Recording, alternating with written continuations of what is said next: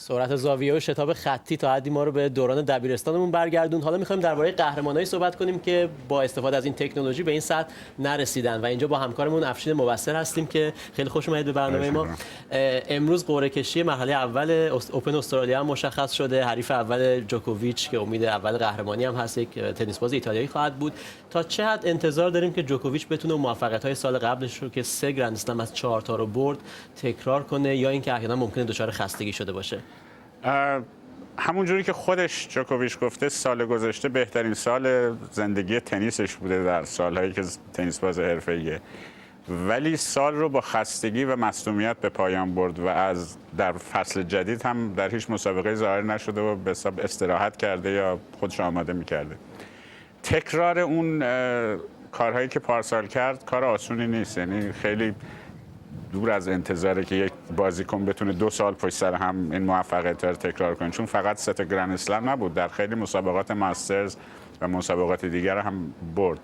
الان مشخص نیست که در چه شرایطی جوکوویچ، چون کسی نمیدونه، ندیده، بازی ازش ندیدن، ولی خب امید اول قهرمانیه و روش حساب میشه. آیا نادال اون کاری که با جوکوویچ کرد، یعنی اون کاری که نادال با فدرر کرد و او رو از صدر به زیر کشید، جوکوویچ با نادال کرده، آیا نادال میتونه دوباره برگرده و مقام اولش رو پس بگیره با توجه به اینکه اون هم یک سری شکوه کرده از آسیب دیدگیش، هرچند که گفته جدی نیست؟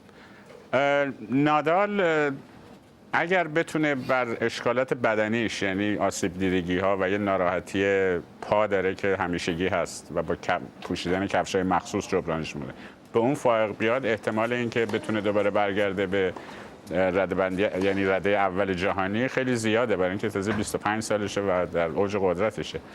ولی اینو در نظر داشته باشین در سال گذشته هم نادال در 9 تا مسابقه به فینال رسید، از جمله 3 تا گرند اسلم، و تنها کسی که این وسط نذاشت که اونها رو ببره جوکوویچ بود. یعنی اگر جوکوویچ یه ذره مثلا روی فرم کامل نباشه و نادال باشه، خب نادال دوباره حتما برمیگرده.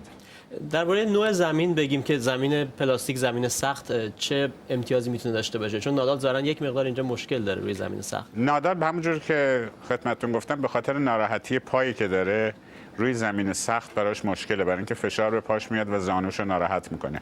زمین سخت فرقش با زمین، بهتر بگیم زمین خاک رس، اینه که خب سرعت توپ خیلی بیشتر میشه درسته. و قدرت بیشتری هم احتیاج داره. برای همینه که میبینید رلی ها در روی زمین سفت کوتاه‌تر از روی خاک رسه. به همین جهت مثلا برای بازیکن مثل نادال خاک رس دیگه ایدئالشه، ولی میبینیم این یکی از معدود بازیکنای مثل بیونبورگ که قبلا بود که هم روی چمن خوب بازی میکنه هم روی خاک رس. درست. چمن هم مثل زمین سفت سرعت توپ رو زیاد میکنه و بانس توپ به حساب بیشتر میشه. اگر نادال بتونه اشکال پاش رو مرتفع بکنه روی زمین سفت، به قول شما هیچ اشکالی نخواهد داشت. همونطور که قبلا هم یو اس اوپن برده هم استرالیان اوپن. بله. از اندی ماری بگیم که خب 2 بار به فینال استرالیا رسیده و به قول انگلیسی‌ها شاید دفعه سوم به اصطلاح دفعه مناسبی باشه که بالاخره قهرمان بشه. آیا اندی ماری که همیشه تا فینال میاد ولی بعد طرفداراشو ناامید میکنه، آیا واقعا میتونه که این بار موفق بشه با توجه به ایوان لندل مربی جدیدش، یا اینکه خورده توقعات رسانه‌های بریتانیایی زیادی بالاست؟ خب اندی ماری بالاخره سال‌هاست که بین 4 نفر اول جهان اجازه بهترین بازیکن‌های دنیا هست و به قول شما 2 بار هم در استرالیان اوپن به فینال رسیده و به بازیکن‌های بهتر از خودش باخته. یه بار به فدرر باخته، یه بار به جوکوویچ باخته.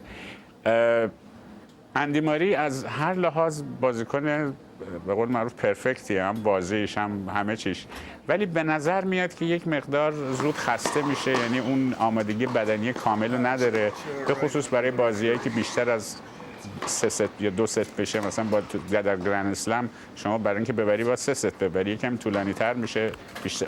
منتها الان که ایوان لندل اومده، اون کارشناس بازی‌های طولانیه، چون خودش سالها این کاره بوده و در فرنچ اوپن خیلی زیاد برد اون که بازی‌ها طولانی تره، شاید بتونه تغییری درش بده. ولی اگر در این شرایط فعلی باشه، باز همون شانس با جوکوویچ و نادال خواهد. بسیار خوب. خیلی ممنون، متشکرم از افشین مبصر که در استودیو با ما بودید.